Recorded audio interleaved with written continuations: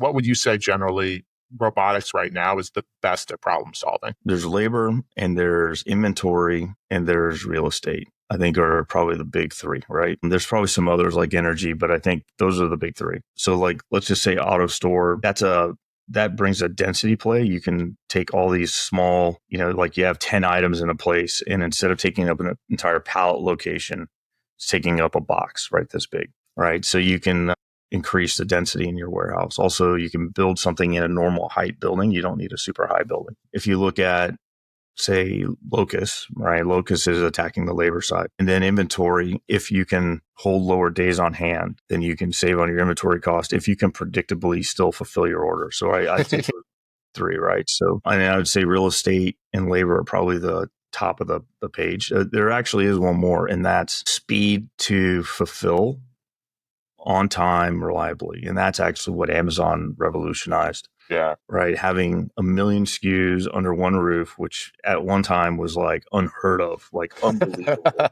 impossible to comprehend. Right. And being able to ship an item in under 45 minutes. Right. Like think about just walk across a 1 million square foot building. How long does that take you?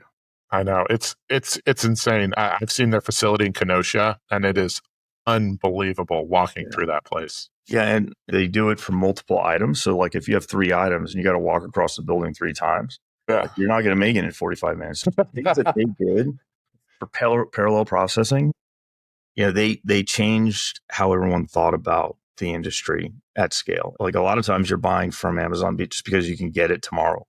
And that's a massive advantage. So, and then, and I would say there's this underappreciated one, flexibility. So there's a lot of systems, that you are big, capital intensive, you bolt them to the ground. But once you build it, you can't really change it.